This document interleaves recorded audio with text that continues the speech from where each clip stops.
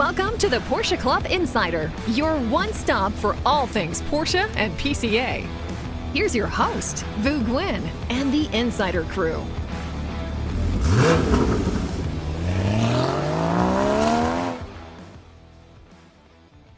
Welcome back, everyone. We're here at PCA's national office. Around the table, we have Manny Albin, Damon Lowney, and a member from the Northeast region. He's been a member since 2002, Tom Thalmann. Thank you, everybody. Appreciate you having me down or up for this. Drove in from Amelia and stopped in on my way towards home. And I appreciate the warm welcome last week and the opportunity to come in and tell my story about the car with a lot of miles. You're from Rhode Island, right? That's right. So for those who are not East Coasters or listening to around the world, that's above Massachusetts. Below. One take production here. Yeah. We're one of the foundation states of New England. How's that? Now, how's Rhode Island viewed by the people who live in Massachusetts? Is it like you guys are Target and they're Walmart, or who? Like, how do they look upon people that live in Rhode Island? I think they consider Rhode Islanders crazy, as evidence in the gentleman sitting across from you right now. It's a fairly small state, so it is. I picked my old VW Golf TDI in You did? Rhode Island, actually. One of Vu's friends lives up there. Very dear He friend helped of me mine. out. Yeah. That's where my PCA sort of started, because a dear friend of mine in Rhode Island, I'll drop his name, David Medeiros, found me my first Porsche. David Medeiros. Yes. From Rhode Island. Yes, David. Do you know David? David Medeiros, the Rhode Island State Trooper. Yes. I told you it was a small state. How the heck? Here we have a Rhode Island story, or I like to call it Tom's Life of Coincidences, episode number 311. What the heck? Really? Hold off on that one. Before we get into that one, we want to thank Pirelli for their sponsorship of the podcast. Without their support, none of this would work. I'd also want to thank everyone that's listening. If you aren't currently a PCA member and own a Porsche, grab that VIN, head over to pca.org and make yourself a member. And if you're looking for a Porsche, check out our test drive program. You can sign up and unlock resources from the website. You'll get our magazine, and we'll help you find that special Porsche for your garage or driveway.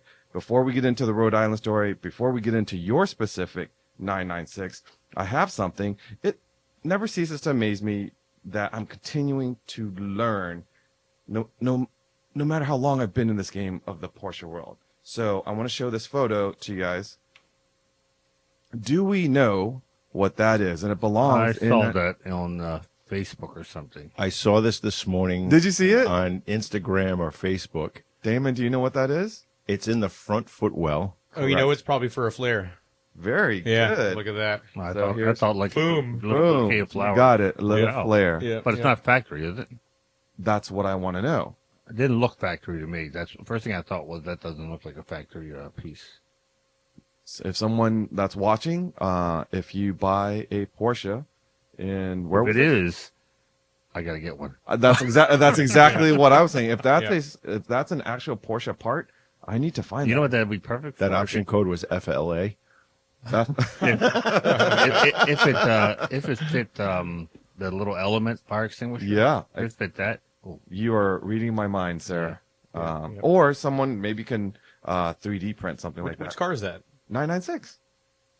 I mean, I just saw it on the Yeah. internet. I just didn't realize. Interesting. I've never seen anything like that before. Yeah, because So- Japanese market, I know I've seen some flares that are a little more prominent because I think they have a different rule set for Sure, emergency absolutely. kits. Well, just like in Europe, when you have to have like the triangles and all that stuff, Yep. we all buy that to put in our U.S. cars because we don't have them, right? So Yeah, that's one yeah. more thing. We should Love it. really chip in and buy an element that we can actually try out. Yeah, Because I'm really worried that when I really need to do it, yeah. I'm not going to know how to use it. I have two. I have two in the 356. There, too. Yeah, just in case, because it said it was like 50 seconds or 60 seconds. I'm like, what's better than 60 you seconds? can get the 120 fi- seconds. So I bought two of them. I like how you think it's going to be like a little fire from your stove. It's not going to get bigger or anything. All right. Two Okay. problems on one drive. All right. Basically, right? Back to Dave Medeiros, my dear friend who I used to work with. He's the one that found my M491 out of Rhode Island. And how in the world I know Rhode Island is small. Maryland is small too. But do you really know David Medeiros? I know Dave Medeiros. I'll text him when we're done with the podcast. That I'll is copy him. hilarious. I guess where I was today. He'll get a kick out of that. Yeah, I met him at a, I think it was a Sunday morning cars get together Okay. in Rhode Island. Met him for the first time. It had to be 12, 15 years ago. Okay, when he was still, he's retired now. He is so, yeah. retired. Yeah.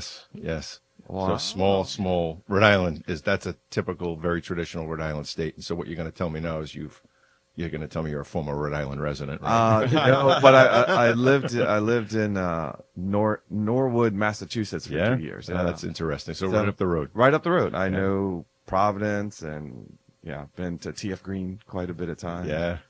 But let's talk about your 996 and thank you for stopping by on your way down to Amelia Island, and your car looks incredible. Tell us, before we get into the mileage, tell us what your car is. It's a 2003 996 turbo. It came from the factory equipped with the X50, which is the power upgrade package, which was bigger turbos, strengthened transmission, and bigger intercoolers. That was what the factory, quote unquote, called the X50 package. It was a factory aero kit, so it's got a nice low front lip that I do a really good job of ripping off occasionally. It's a consumable. Exactly. It is a consumable. I feel like Steve Jobs had like turtlenex. You've probably got like a shelf A collection of them ready to go. Now, you ordered that brand new? I did not. Okay. I had a 2002 996 turbo prior to this one in seal gray. Oh. That car went away, and literally I was looking for my next car. This one was on the showroom floor at my local dealer in Rhode Island. Okay. And I looked at the car. I love the aero. It has the aero kit. It's got the factory PCCBs, the ceramic brakes. I love the color. I absolutely love silver and grays. That's just my thing. So I walked onto the showroom floor. It had 292 dealer miles on it, and I said, Oh my gosh, only 292. So it was essentially a new car. a brand new car. Wow. Yep. And PCCBs in 03, that was... That's a high I mean, spec. the GT2 was one of the... Well, no, 993 had But it was a PCCBs, turbo, right? though. So. Yeah. Yeah, And turbo. 92 rear. Yeah. But still, it's very early for Yeah. to have that. Yeah, I don't think the 993s had PCCBs. No. I believe The the GT2? GT2 Yeah. had yellow calipers, but steel discs. I believe that's the case.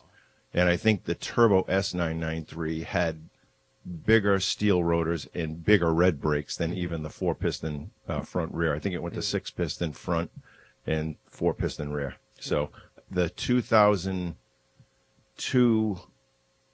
Turbo GT3 and GT2 996s were, I believe, were the first rendition of the PCCB rotors and the big yellow calipers that everyone equates with PCCBs. Yeah. I believe that's the case. I might be Yeah. wrong. Yeah. That's So- awesome to see PCCBs on an early car like that. Yeah, they've been. I tell everybody the same thing. They are an incredible brake. I think I had owned the car for maybe 4 months, and I went to a DE event at Watkins Glen, and I was running. So the club that I was with ran 3 groups. The track was hot all day, 20-minute sessions, green, blue, and red. So I was in the green group at the time. I had a bunch of track experience at that point, but this group didn't recognize that as acceptable. And You had to prove yourself. which is perfectly Which is fine. fine. Which is fine. I want to go out and have fun Yeah. and go home in the same condition. Yeah. The color, that's the numbers on the side of the car is irrelevant to me. It really is. Exactly. So I had an instructor with me, and it was a Friday, Saturday, Sunday event, a 3-day at Watkins Glen. And if you haven't been there, it's an incredible track to be on, especially for a high-powered car like the 996 Turbo. Oh, yeah.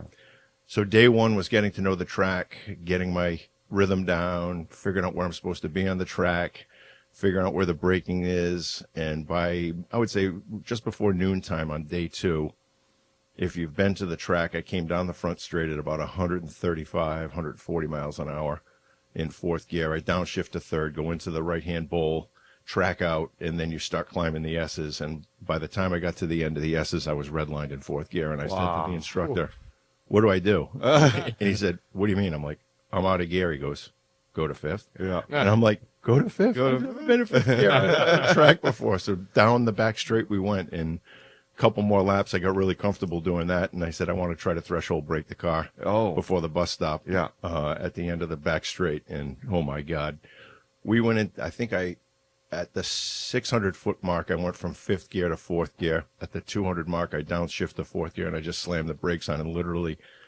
brake steered the car into the bus stop. Oh, wow. We got through that first right-hander, literally switched the steering wheel back left again to straighten out, back left again to get out, and then back right again to get into the downhill in the back. And we get through the first 3 turn, or get through the bus stop. And the instructor is giddy laughing. I mean, he is giddy laughing. He goes, I want to tell you something right now. First off, I've been in a lot of cars. The brakes in this car are like nothing I've ever felt before. The power and confidence that they inspire is just absolutely I unbelievable. think Manny says it's like the hand of God when those brakes pour It on. was interesting when ceramics first came out. A lot of Trek guys were switching to steel. Because no one was making performance brake pads, and once you get really into track, you start upgrading your brake pads so you can handle higher temperatures. And I remember that was pretty common that you would see steel on yellow calipers, but steel discs brakes. simply because at the time they didn't have the no one was making track specific brake pads or ceramic. I think a lot of people were also very worried about the replacement cost of the rotors. Oh, yeah. I mean, Exactly. Oh yeah. Take them off and Have you save them replaced and them just yet? put. Have you replaced your rotors? I'm on my 4th set in the front and 2nd set in the rear. Second in the rear. That makes sense, huh? Yeah. All right, so if you haven't guessed already, we're talking about some serious mileage on his car. Yeah. But before we get to his car, Damon, what's the highest mileage car you've had? Are you sure you want me to mention it? Oh no, it's what? Okay, Yeah. very quickly. It's very the quickly. Camry. And So how many about miles? 280,000 miles on it. 280. And it looks How many did you put on? about 15,000 of that. Manny, Chicago miles. highest mileage vehicle you have? Highest mileage is the Suburban at 281, which I've owned since new. I know, Tom, that's like a trip to 7-Eleven for you. And the highest Porsche is the 964, which is 165, of which about 58 was mine. That's solid. Yeah. So my highest mileage vehicle would be the Odyssey. Oh no, I'm sorry. It would be the Corolla. The Corolla, which is an unknown because it stops at 299. So it's somewhere between 300 and 400,000. I didn't put many of them on there. That's a big somewhere in between. Yeah, there is. Yeah. It's just been running for several years. Who knows? But You put an hour meter on it. my Porsche that has the highest mileage would be the Cayenne with 147. Yeah. That's awesome. And my Yeah. Cayenne has, I think it's in the 168,000 sort of, but I've barely driven that. So I got to say, my daily driver, the BMW, is up to 267. Oh, really? So that will probably surpass because the Suburban is pretty much retired. We just use it when we need to get something big or all the grandkids.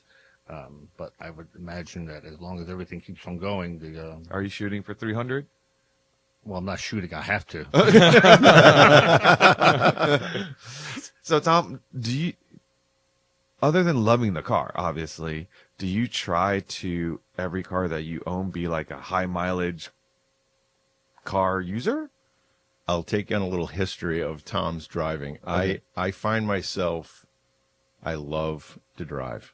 I love to get behind the wheel of a car, put music on, go to a destination, just go for a ride. To me, it's very therapeutic to be behind the wheel. Agreed. And I've owned some very high mileage cars prior to the car that I have.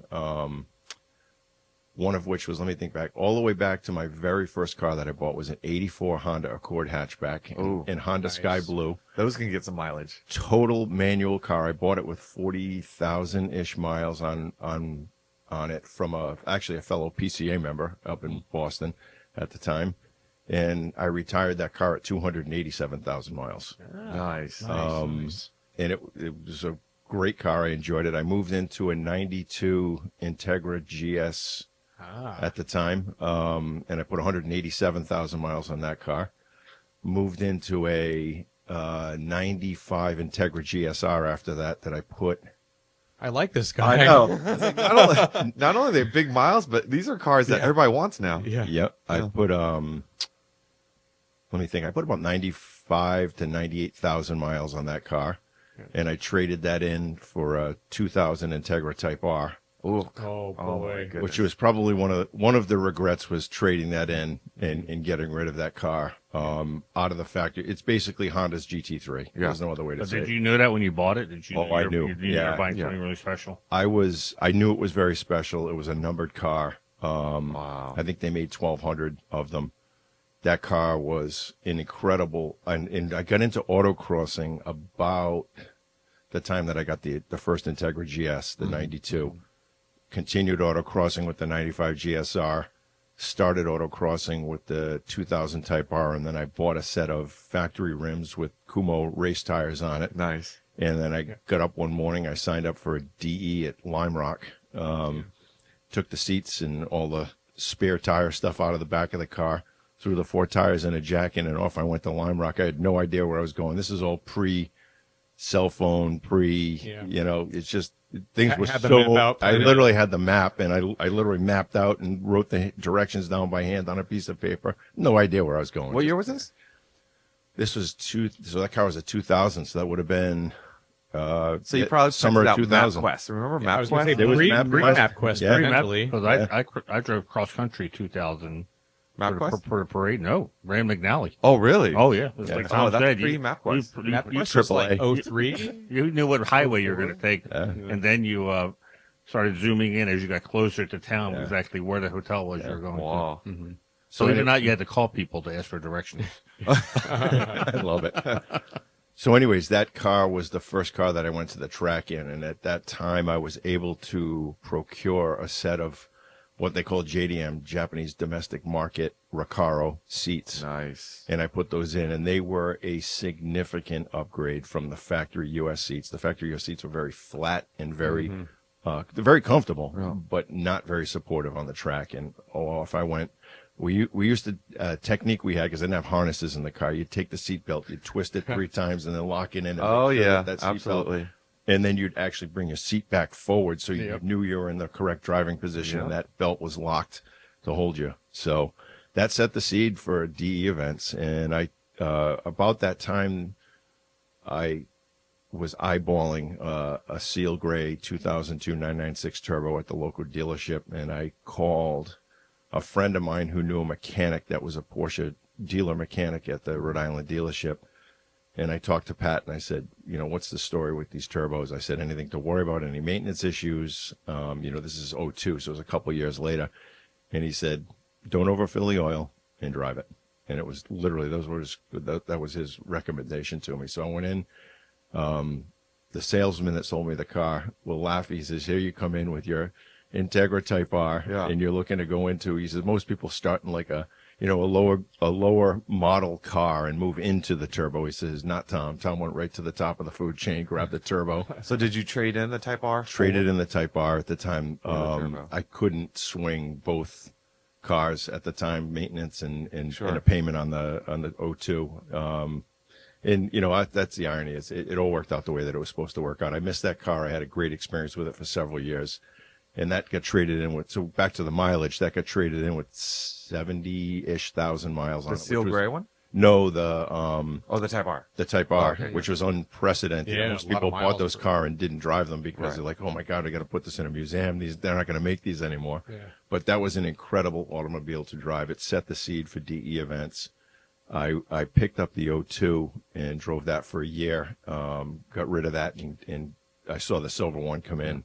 All right. And- So before you get into the silver one, why did you jump into a turbo and not, at that time, the whole IMS thing was not a thing yet, right? So did you choose turbo just because of power, or why'd you go to turbo? I love the lines on the car. I looked at the traditional, or I should say the base- minimally base- aspirated, yeah. and one of the things that I really, loved about the turbo and the C4S was that larger nose on the okay. front. Yep. And I liked the wide body design of it. I looked at that car and I fell in love with the car. The lines on it were just unbelievable. I sat in it. All of you sit in that car in the handrest. It's a properly ergonomic handrest. You literally rest your arm on the armrest and put your hand in the hand holder. Yeah. And it's meant to be exactly where it is. Yep. You push the buttons for windows up and it's raised to go up and it's depressed to go down. I mean, there's so many little things that they built into the design of that car that was just phenomenal. And I fell in love with the shape of it, the wide body look. I knew the turbo was a car that I always wanted. I had a 993 turbo hanging up in my office for years. It was just a car that I really loved the design of, and I said that's where I'm going.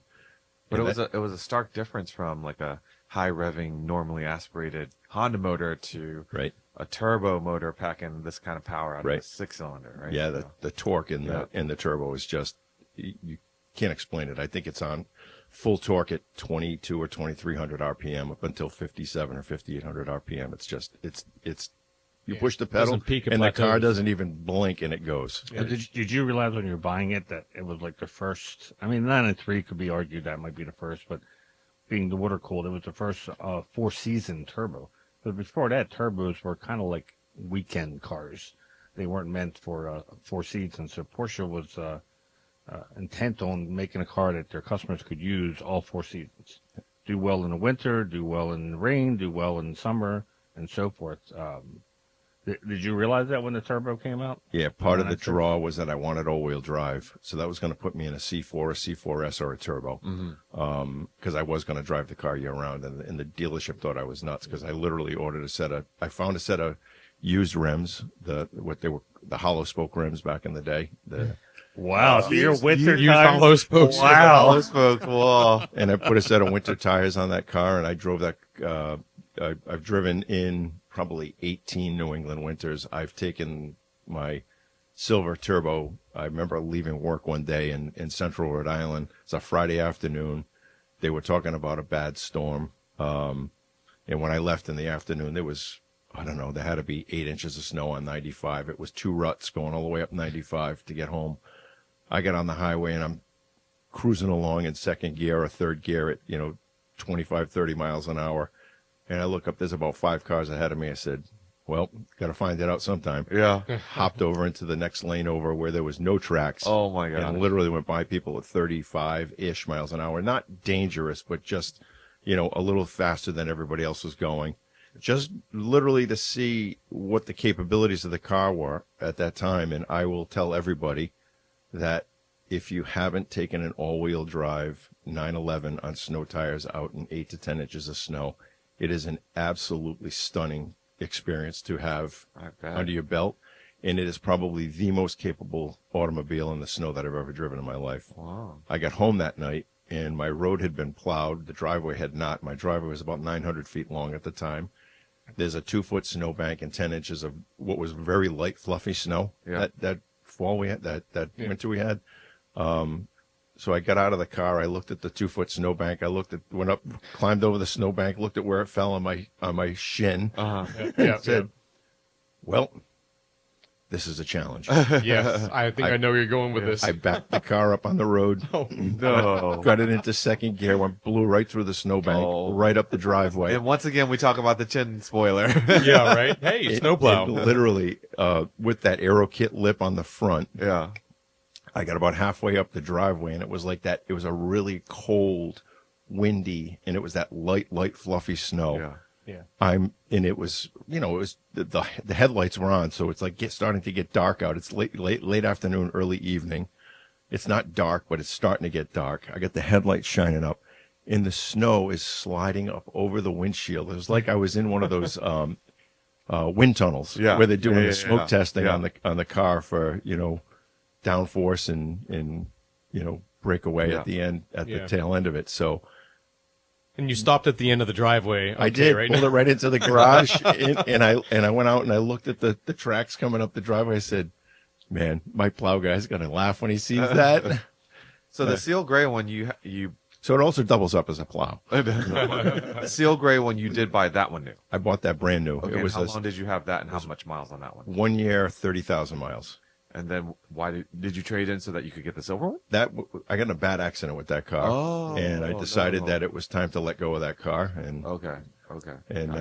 decided. All right, so let's unveil to our listeners the mileage that you have on the current 996 Turbo. It is not, we talked about 200,000 miles, 300,000 miles, 400,000 miles, 500,000 miles, 600,000 miles. You have 727,205 miles, I think, when I rolled into the hotel. that's insane. Wow. I was talking to Manny before we walked into the booth here for the podcast. I said, here's life's ironies. I'm here to talk about a high mileage turbo and all of the commuting I've done in that car and all the driving I've done in that car. My commute this morning was 200 steps. Because you stay across. Exactly. Yeah, no driving needed. So that mileage, is that commuting around your area, or do you take a lot of long trips? I don't even know how you even get that kind of mileage. Yes, yes, and yes. So you do all of it, long Well, trips and I daily. think members are going to know, what do you do for a living that you put that kind of mileage on the car? Yeah, so when we started, we were talking about, like, how did you put so many miles on some of those previous cars? And as I said, I thoroughly enjoy being behind the wheel of the car. So the reason I bought the turbo was I loved the fact that it was a turbocharged car. There's plenty of power. There's going to be very little need to upgrade that car. And I know that these cars are very expensive and, significant depreciation out of the gate. But also every one of them has come back and held their value. It's an incredible, if you look at the cost curve over time, everything comes right back to where it is. So I'm a mechanical engineer. I also have my MBA, and I've worked in the biotech industry as an independent consultant for nearly almost 25 years. This coming May, I'll be 25 years.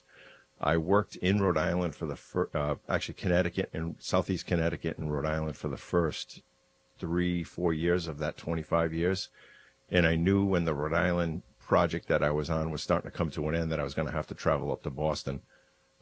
So what happened was, I'm like, if I'm going to make that commute, I eventually knew the work in Rhode Island was going to dry up. And I said, if I'm going to make that commute to Boston, which I know is going to be necessary for the biotech industry, I'm going to make the commute in the car that I want to be in every day. So I bought the turbo, and I've You were never commuting from Rhode Island to Boston. I know that commute. That's that's why we take the train, because I know that commute. 20 that's years a tough ago. commute. Yeah, 20 years ago, it was not a bad commute. It was Okay. it was a long commute. Don't get me Yeah. wrong. Yeah. But the traffic conditions in Boston were significantly better than they are now. I mean, now it's just even Amazing. getting One to day- Norwood, where you formerly Yeah, lived. exactly. You get there in the morning, and at the 495-95 interchange. Yeah. You've got bumper to bumper traffic from there all the way up to the end of the split. At the end of the split, if you manage to get through that and get through Walpole, at the end of 95, where you can go 95 or 93. Yeah. There's a 3-mile backup at 6 o'clock in the. yeah. I'm sorry, at 5:30 in the morning. There, and just say Absolutely. you get to a point. It's like Your second home is 95 then. second home to the exactly. seat of the car. I think if you look at the Okay, back so of my head, you're the going crest back and is- forth from Boston, and that's a lot of the daily miles. That's most of the daily miles. And the irony is you go back to 2003, nav application. The nav app in that car was a CD based, the double din head unit. yeah. So you'd get about, you get almost your whole way home, and you couldn't even get there without having to throw the CD disc in because it run out of RAM or ROM, whatever it is, in the head unit. But that's what I had at the time. But it gave you no traffic.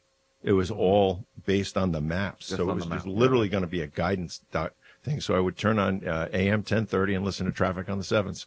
And that was my way to get home. And if I heard traffic was up ahead, I'd literally look at the map, try to find a back road, and go exploring on the way home. It was one of those things I'd love to do. What was the one-way mileage roughly of that?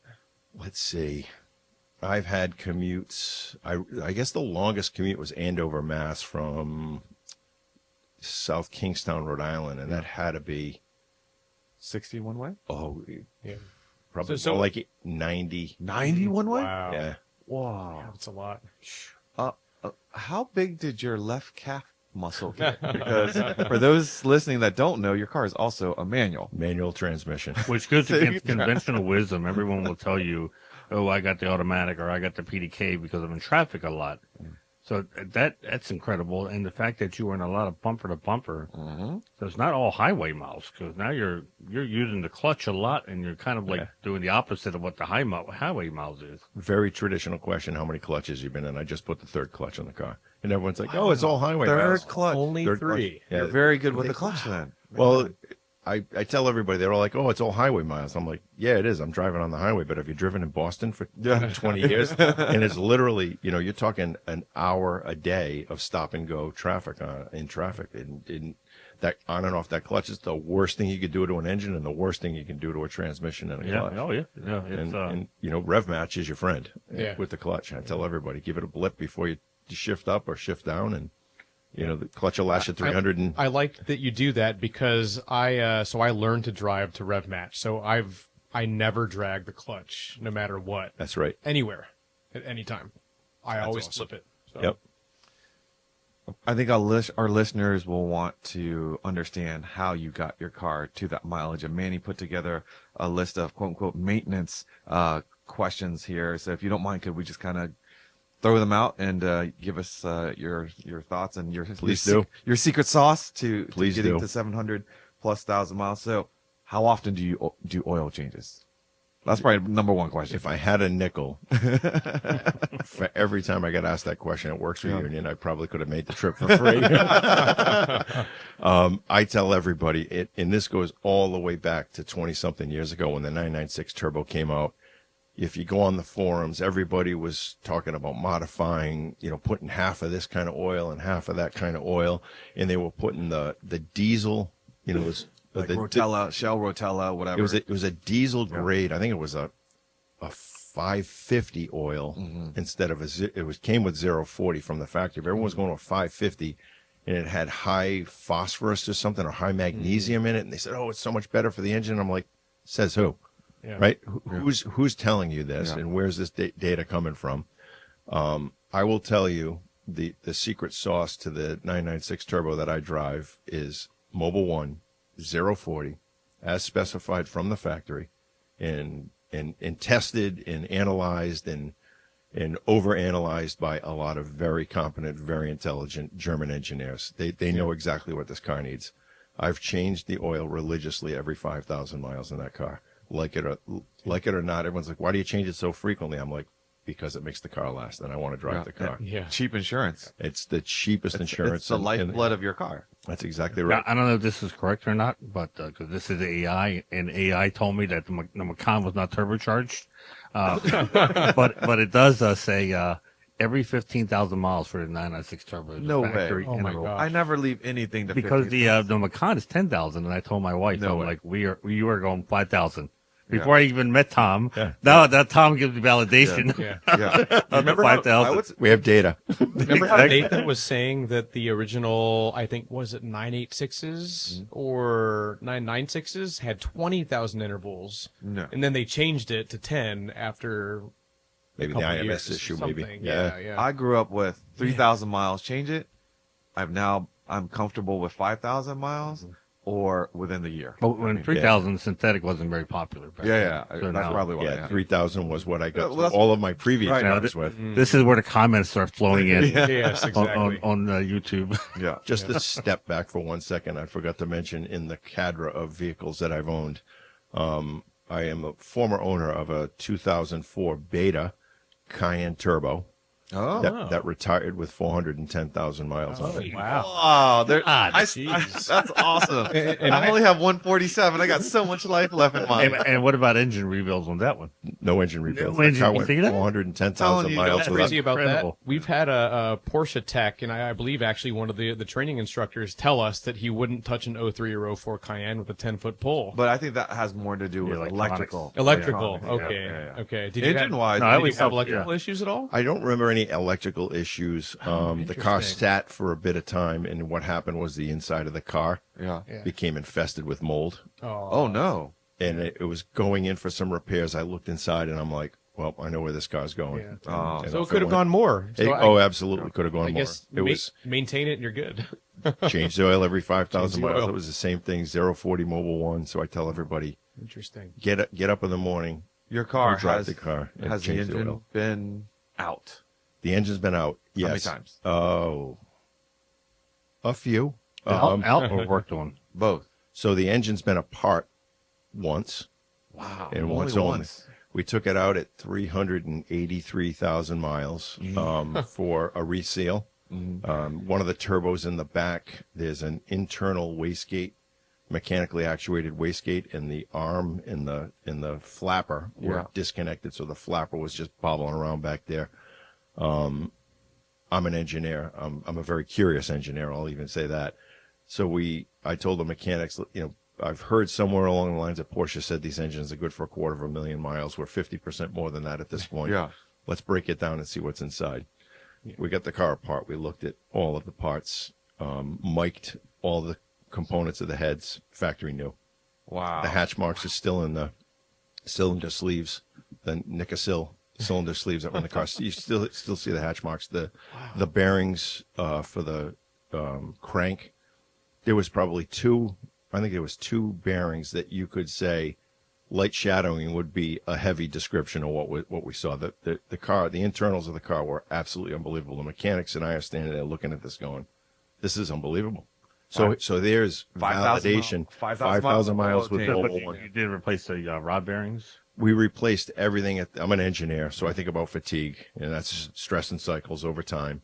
And I said, I worry about fatigue. So all of the components that I considered fatigue wear items we replaced, put the engine back together, and I never looked back. But the pistons and cylinders you kept, all right? Is that what you told me? We did pistons, Oh, you did replace pistons. rings, Conrods, I think. conrods, Yeah, that's bearings, Yeah, had the heads. But at almost 400,000 miles, like Yeah, and it didn't need it. That was the irony of it. you were The- just the going car to was- prepare for the next. I did it strictly as a precaution. There was no data from what we looked at that was indicative of it needed to be taken apart. It was just really intellectual curiosity. So looking back, would I have done it again? I don't know. Yeah. I mean, you already had it the was engine cheap apart, insurance. right? You were already into it. I think for- it was a good move. Yeah. Like you said, you have fatigue, and the fact that the case and everything is still intact. Yeah. I mean, it's just an incredible testament that you went that far and everything was still inspected. Nothing broke, because I mean, there's so much there that can go wrong, and it's just it just blows my mind that it lasts. I have 165, like I said, on my 964, and I'm thinking at 200,000, I'm going to do an engine rebuild just because. And I got some oil leaks. I might as well fix everything at once. And I'm hoping my engine is in the same shape yours is. I'm sure it is. You know? I'm sure it is. Now, how about transmission and your differentials and stuff? How often do you change the fluids, and have you inspected those yet? Yeah, so I made it a point to change the transmission fluid and the front diff fluid every 50,000 miles religiously. Okay. And it wasn't necessary. It was just, to me, cheap insurance. Cheap insurance, It's yeah. really inexpensive to jack the car up in the air. But the Drain. transmission that's in it is original, untouched. Transmission's not original. At Oh, 423,000 miles, the original transmission finally said, Wow. enough. Yeah. So we broke it down, kind of looked at things, looked at the repair cost to buy the parts and rebuild it. And it was actually cheaper to buy a brand new factory transmission. So just That's remove what and I've heard. replace. So Yeah. I did a remove and replace. And then this past summer in August, I had the old transmission in the basement, and the replacement transmission that was in the car is fine. It still works great. I needed to do a clutch replacement, and I said, geez, this would be a great time to send that transmission out, have it rebuilt. So we sent that out to Nevada. Had a builder in Nevada rebuild the transmission, put it in, put a new clutch pressure plate flywheel, 2 bearings, and that car runs. Out of curiosity, what failed on the original transmission? Or did anything fail, or was it just it like was the just making a lot of synchros or- noise. Yeah, Yeah. and it was like getting to a point where the noise was starting the frequency of the noise, the pitch of it, I should pitch, say, yeah. was starting to get higher and higher. Yeah. And I had changed the oil a couple times, and it was time. You know, it's just the car. It was tired. It was I see. 422. Oh, now I'm thinking about, is my car making any? It owes you nothing. No, it's exactly Yeah. right. Nathan always talks about miles per miles, and obviously you've got the maximum miles per miles for your car. Yep. But if you look at, yes, you did the engine reseal, and you did, I'm sure you've added receipts and stuff for the amount of miles you put on your car. I would say you got a great deal, right? No matter what you paid initially. Porsche would go bankrupt if everyone was like Tom. Well, they've figured out. I think the statistic is high 60% of Porsches that were built are still on the road. Yeah. I get 70%. So they have, Yeah. you think about it from a purely business revenue standpoint, they're selling cars, but they also are selling parts to Right. repair cars. Yeah. That's why they're So in the it's parts business now, right? Well, the reality of it is parts business is if you look at the cost of parts, they've gone up a bit. And a lot of that is supply chain issues. A lot of it is cost of manufacturing, cost of labor. But at the end of the day, it's a car that I've never regretted buying. It's a car I've never regretted putting a dime into for repairs. And I've never looked back and said, I shouldn't have done that. I've always been, I knew what I was getting into when I bought the car, and I knew it was going to be a car that I wanted to maintain and keep running. I didn't buy it to put the mileage on it. I bought it to drive it. And that was my objective, was strictly get behind the wheel as frequently as I can and enjoy it as much as I could. When you pulled up to the office, I would challenge anyone to even be 500,000 miles close to your actual mileage and guessing by looking at it, because it is very well maintained, just beauty and paint and interior. What's your regimen for that? Has it been repainted or anything? So I would say exterior, the traditional areas that I've seen in all the miles, again, this car has seen 18 New England winters with the salt and the sand and the crap. Usually around the front wheels and the rear wheels is where you see the crusty stuff start to develop. Yeah. And that's been, that was really where I've seen most of the work done. So when you think about a fender, you've got to, you got to respray a fender. Yeah. You've got to respray the rear quarters, because that's just, to try to get the paint to blend, you got to find a good spot to do it. So those areas on the car have been resprayed several times. And that's just a necessity. Pretty much the front bumper cover has been replaced, I think, just once. Okay. The rear bumper cover is original, if I remember correctly. The hood got resprayed once. The lip, I've replaced that lip. Well, the front end of your car looks like I'd say a 20,000 mile car. Like it does. It's not salt. It's not salt and peppered up like a high mileage car. It's not held together with tape like my car. Manny's car, you can tell it's got a high mileage. Yeah, the car had I had PPF put on it from the day that I bought it. And again, that's another maintenance item. The stuff does get yellow. It does get tingy, especially if you're driving it in crappy winter conditions. The stuff it gets beat up, and you just tear it off and put a new. How many times have you done that?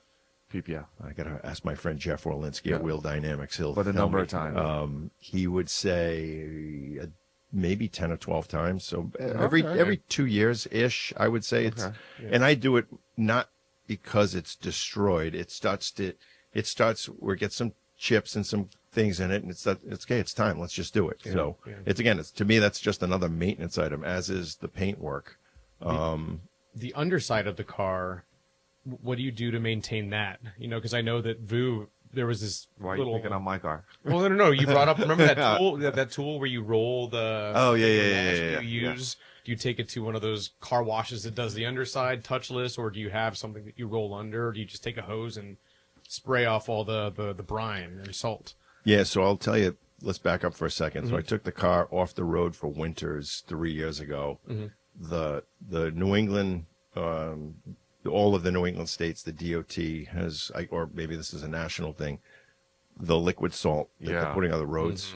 Yeah. It eats cars. And I'm going to tell everybody the same thing. Yeah. If you want to maintain your Porsche, sorry. Yeah. If you want to maintain your Porsche, the liquid salt on the roads eats cars.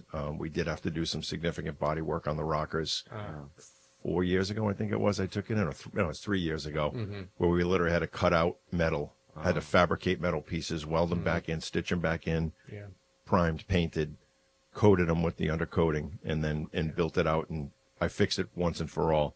But the liquid salt is really, really harsh and nasty on the metal. So now I think it's 7 years unlimited mileage is the factory paint warranty on these cars.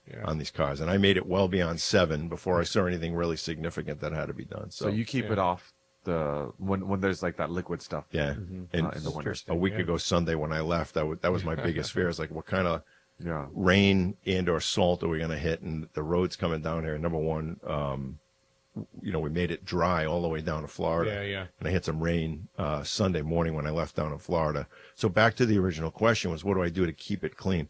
when I wash the car, I make sure I get the hose into those fender wells, and I kind of if you look at the way the fender comes down, and there's a little lip that tucks back, I make sure I get in there with the hose and get around inside of there and clean it out as best I can and make sure it's nice and clean. I can't get under the car. Yeah.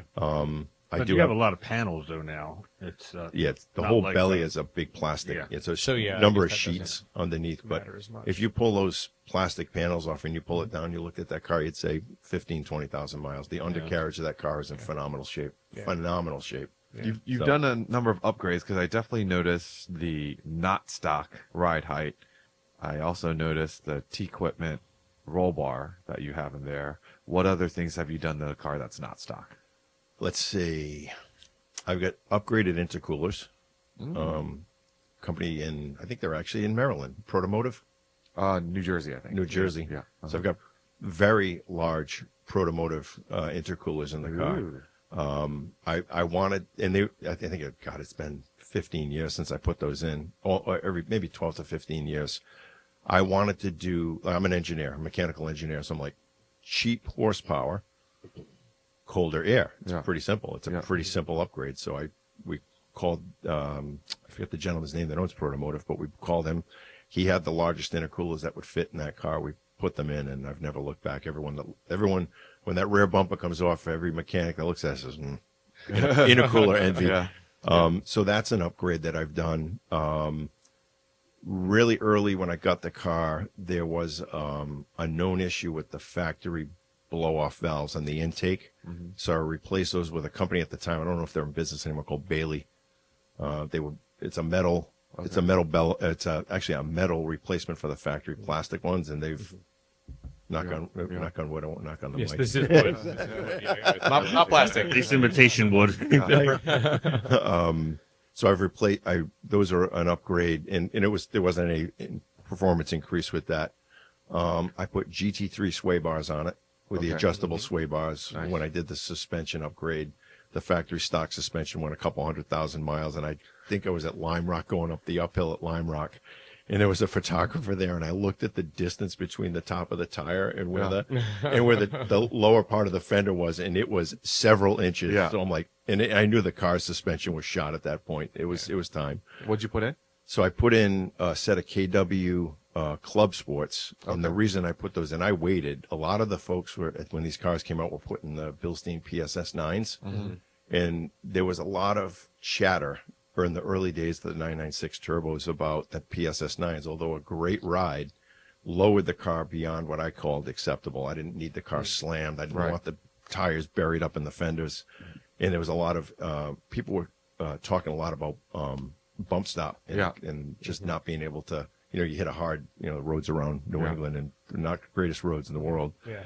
So I went to two reasons. I did a lot of research, German-made KW, all stainless steel shock body. So I'm like, those will be good for years. Yeah. I eventually wore those out, put another set of KW Club Sports in, and I wore those out. So about a year ago-ish, we put Bilstein PSS 10s in. Nice. I was going to go back to the Club Sports. I called KW. They were built to order in Germany. They couldn't. They gave me this kind of 8 to 12 week lead time, and I'm like, I'm not tying my car up. I had a broken shock, Oh, okay. so I had to get it done kind of rapidly. One of the top mounts had actually broken. Yeah. And so you got something poking through. And Exactly, and it was just this, it was just I'm banging. free. Yeah, exactly.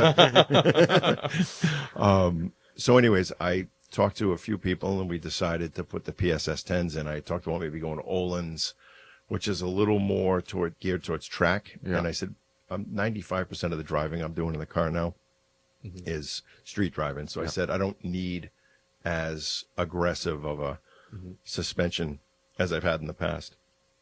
So the car sits now on PSS 10s. And I asked for a GT2 ride height and a GT2 spec alignment on the car. And I was driving, I think it was, let me think about this, Saturday night. I went down, I had a friend from Rhode Island was down at Amelia, a younger gentleman, actually. He's in college. He's a Rhode Island gentleman, got a camera. He's wanted to photograph my car. So we went down to a boat dock down at the end of Amelia, the south end of Amelia, and he took a bunch of photos. I went down with a friend of mine, Jeff, on the way down there, and there's a couple of spots on that 1A, I guess it is, down towards where we were going. A1A, right? Yeah. A1A, A1A. exactly. Good old A1A, and we got got a chance to open the car up a little bit, and he couldn't believe how comfortable of a ride it was, how straight the car went, how well the suspension felt. It wasn't a harsh ride at all. It's a really nice, comfortable, compliant ride for daily driving, and it's also a really nice suspension on the track where it gives you between the alignment and the ride height and that suspension settings, it's just enough for a track. It's never going to be a race car. It's way too heavy to be a competitive race car, but it is a lot of fun on the track. The car is an amazing, amazing weapon on some of the longer tracks I found. It's just a lot of fun, One of the upgrades that I really like that you did are the seats. Yeah. Tell us about the seats. So seats, before we get to that, I've also got, to get back to the suspension just briefly, I picked up a set of GT2, they're solid spoke rims. They look like the hollow spoke rims, but they're 1 inch wider in the rear and a 1/2 inch wider in the front. They sit on that car really nicely, and I love the way that the tires just come out right to the edge of the fenders. Everyone that looks at the car says, like, what do you got, spacers on that car? I'm like, no, it's the GT2 rims. It's got a small 7mm spacer on it. So that's another upgrade that I did. Just the car looks, it sits very nicely. The seats, so the Tech Equipment roll bar I bought used. It was available at a shop, and I saw it, and I made an offer, and it was really inexpensive compared to what it was new. Yeah. And at the time, I was taking the car to the track and doing a lot of DE events. I've run that car on the track probably as many as 16 or 18 times a year, and probably as infrequently as maybe 4 to 6 times a year over the course of the almost 22 years of ownership. So I was at a point on the track where the 3-point seat belt, I was driving myself out of the car. I get home and my lower stomach, my forearms, and my legs were killing me because I was literally bracing myself in the car to hold myself in. So I decided to buy the 2-piece carbon fiber factory bucket seats from the 997 GT2 RS. So a buddy of mine, Bill Nerney, and he had a 997 GTS4 at the time.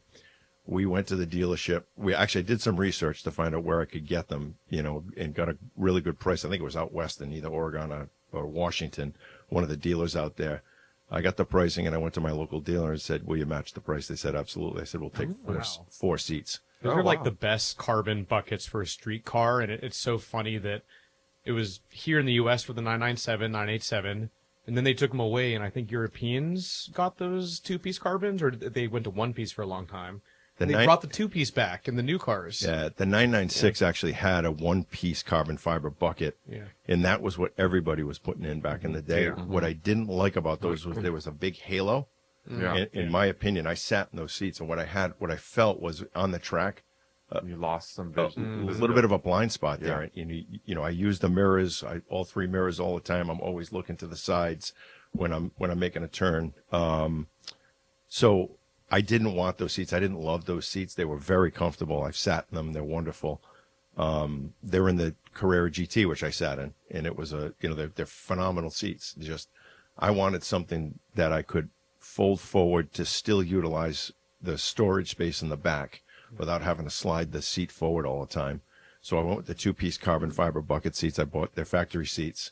Yeah. My friend Bill, who lives in Amelia Island, I ran into him when we were down there this past week, and he said, you're not going to believe I finally sold my seats. We paid, I think, $8,200 for the set of those seats.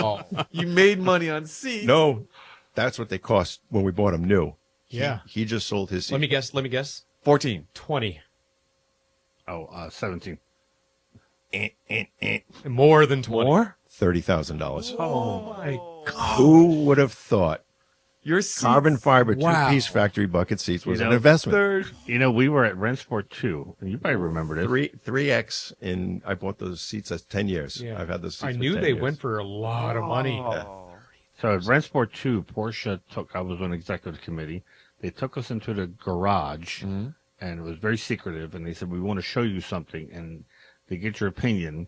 and they pull the blanket off, and it's the seat you have, the two-piece carbon fiber. And they said, we want to know if we offer this in our cars in the U.S., will you accept it in your driver's ed program? And so we inspected it, had the proper holes for the sub belt and the shoulder and everything. And we said, yeah, it wouldn't be used for racing, club racing, because it was a two-piece at the time that wasn't allowed, but for driver's ed, absolutely. Yeah. And they said, because we're this close to putting it as standard equipment for the U.S., and we don't want to hear that it can't be used in your driver's ed events. And right then, but I remember thinking, this is the greatest thing in the world. Their factory race seat already set up. They are extremely comfortable. I've put a lot of miles on those seats, and we just, we're on the last leg of our return trip, 25-ish 100 miles in a week. And I got to tell you something. I still love those seats. I hop into them, I hop out. Yeah. Everyone that sits in the seat says, oh my God, they're, you've got to have a little finesse to get out of them. And I wouldn't say getting into them is hard, but getting out can be a little bit of a finesse. And they're not made for someone with a large body shell, I would can confirm. I spent a lot of time in a RS 3.8 and a Cayman R back in the day when we had long-term loans at a previous publication, and they're awesome. Yeah. They're so good. But once you're in, and you're locked in. Well, there was the beauty. I put 6-point harnesses in the car. And I've been to the track with the 6-point harnesses on, and you don't move an inch. No. Yeah. You don't move an inch. And the only adjustment is the slide on those, and the seat back is in a very proper position for track driving. The bolsters on the upper torso and lower torso are absolutely phenomenal. That you're locked in, you're not going anywhere. Yeah. So one of the best options. $30,000 seats now. I knew they were. I thought best investment I didn't know I was getting. Right. It's almost. I bet some people. I bet a lot of people who have these seats, maybe not a lot, but some people who have these seats in their car, maybe they bought the car new. Yeah. They don't realize how much money they are, and they can't afford to Think about the people that said no, thank you. I'll take a comfort seat instead. Oh my gosh! And subbed the comfort seat for the sport buckets. That would have been standard, no extra cost. Yeah. Right. So I took the original seats that were in the car, which are in actually remarkable. They're incredible. They don't look like there's no wear spots on them. Things are in great shape. Yeah. They're in the basement of my house. About 5 years ago when I bought the house, I had one of my AV guys came over, and I unearthed my 1982 vintage Atari 2600. Oh, I got one of those too. And we connected it. I went out and found all the old cartridges for like $6 or $8 a piece, and I set the two seats up, and I sit down and That's funny. play Pitfall and Fellow video Donkey Kong. gamer. Exactly. I can't say I'm down there a lot, but You it's just made Damon very I happy. use my Cayman's stock seat because I have Momo Super Cups in it now. I Yeah. use my Cayman stock seat. I built a rig for my sim racing, so I Nice. sit down in my Porsche seat for that. that is phenomenal. So, yeah, finally a video gamer, sort of. Not me. But Old school do video you have 700,000 miles in your sim car. Yeah. No, not at all. It's been a while. Yeah. When do you expect to hit 1 million miles? Have you calculated? Yeah, so if you look at the number of miles on the car now and the time that I've owned it, it's probably an average of 27, 28, 29,000 miles ish per year. So I'm 272,000 and change. So roughly 10 years, 8 to 10 years. I'm hoping. I'm 58 now, so I'll be late 60s. Hopefully healthy. Hopefully still able to jump in and out of those seats. And that will be my goal at 1 million miles. I got to kind We of need to make sure that we're there to celebrate before the odometer flips over. get ready. So here's the irony. I was on a Mezger's only event. A gentleman set it up, a gentleman named Aaron Johnson down in Florida, set up a Strauss 2024, he called it. And about 12 of us with 996s and 997s. There was a few turbos and many GT3s. 12 to 13 cars were down in the Great Smoky Mountains of North Carolina, where the Dragon is. We drove the Dragon several times, and then we hit some of the roads. We had a guide that lives in that area that knows all the roads, knows the times to go, knows all the situation down there. And I drove some of the best roads of my life.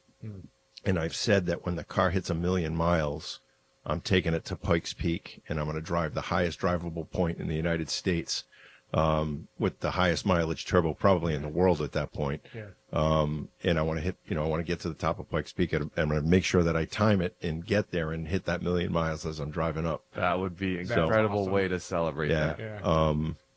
But I will tell you, when I was down at Werks reunion in Amelia this past week, I ran into Michael Grove, and Michael was telling me about the upcoming parade. I ran into him at Brumos Museum on Thursday, and I started telling him about the car, and he's like, "Are you coming to Werks reunion?" I said, "Yeah, I'm entered. I'm in a judged event." And he said, "I'm looking forward to meeting a lot of people that have reached out to me when they heard I was going to be down there. They want to meet me in person and hear the story." And I was like, quite honestly, it was humbling for me to meet so many enthusiasts in the community, the Porsche community, that share the dream that I do of like a car that's like, I've never expected to be where it is at this point, to be quite honest with you.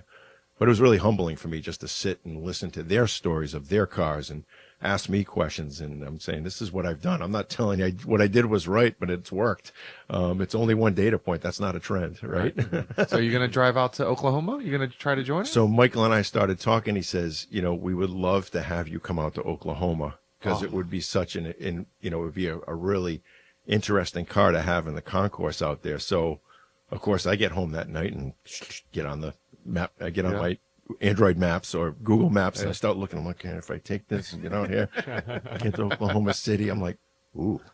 I've wanted to hit Pikes Peak this year as a bucket list check before I go out for my 1,000,000 mile. And I said, geez, I could hit the Bonneville Salt Flats and then go and hit Pikes Peak on the way out there. But back to the Strauss event in North Carolina, to kind of put a bow on this story.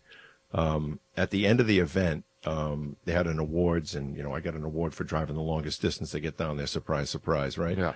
And then there were 3 other prizes at the end, and they did a raffle wheel on the phone, and he hits the raffle wheel, and my name came up first. And he comes over with this long tube, 4 inches in diameter, and he takes the end cap off and pulls this thing out. He opens up this poster, and I looked, and I'm like, oh my God, it's Jeff Swart in a 996 turbo at Pikes Peak. Wow. Signed. And I was like, Wow. I was like, oh my God, I feel like I was going to get hit by lightning. So cool. So, I said to the guys, I said, this is like a little bit surreal for me, because my goal at 1,000,000 miles is to go drive Pikes Peak. And now I'm being given a poster of the guy who set the record in the 996 turbo back in the day. Hint, hint. Yeah, exactly. Right. So, I reached out to Jeff, and he was impressed with the story. It was quite an experience. And I ran into Magnus Walker, Nice. Saturday at Amelia. Yeah. And when I was talking to him, I said, I've got a 2003 turbo. I followed you. I love your story. I love the fact that you drive the cars. I said, I'm a driver too. And I said, I got a 2003 996 turbo, with 700, I think it was 26,000 miles at the time. And we start talking. He looked back at me and he goes, how many miles did you say were on that car? And he says, keep the pedal down and keep the boost up. Yes, exactly. So, Great advice. Yeah. You also, at Works Reunion, you win your class, right? Totally unexpected. I literally, when I'm going to call out my friends at Team Hannenschwanz, as we're calling it.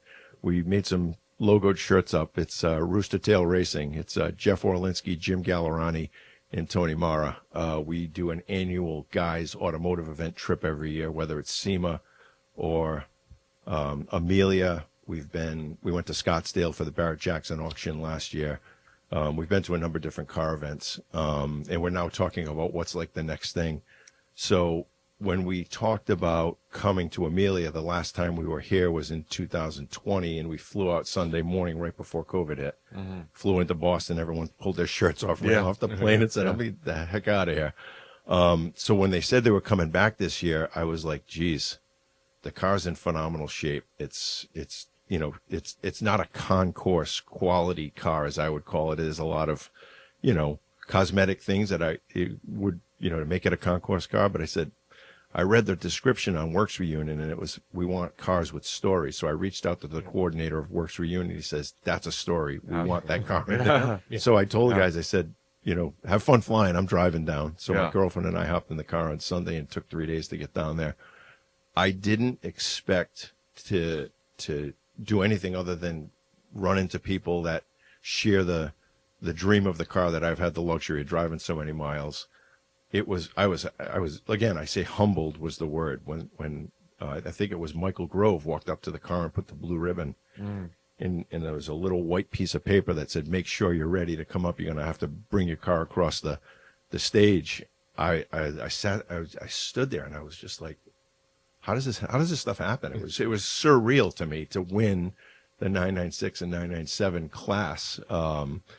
There's a gentleman that was in second place that had a 997 turbo. He came over to me in the morning after I got the car parked, and I had to put a quick detail on it. I had given it a quick wash at a buddy's house, my friend Bill Nerney's house, on Thursday afternoon. I was trying to get a detailer to come in, and a professional detailer, and he got jammed up. He couldn't make it, so I'm like, I'm going to come over and give it a quick wash. And I got there, I put some wax on it. The guy came over to me, says, "Yeah, when I saw this car, I told everybody, yeah, we're competing for second place." Well, sure. It's not a Concours. I tell people, if you have a story with the car, then you have a very good chance of winning. Yeah. And I had never been in that kind of an event before.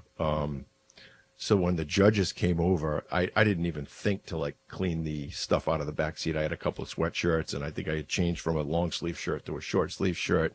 And I had my, couple quarts of oil. My cleaning stuff was in the frunk. And they opened the frunk. They said, "Just some coaching here. If you come to a concourse next time, just clean the car out." And he said, "It won't count against you." But he said, "These are things," I said, "I've never been to one of these. I really didn't know what to expect," I said, other than to be able to tell my story. So to win the class was humbling. That's the only way I can say it. Was just quite a...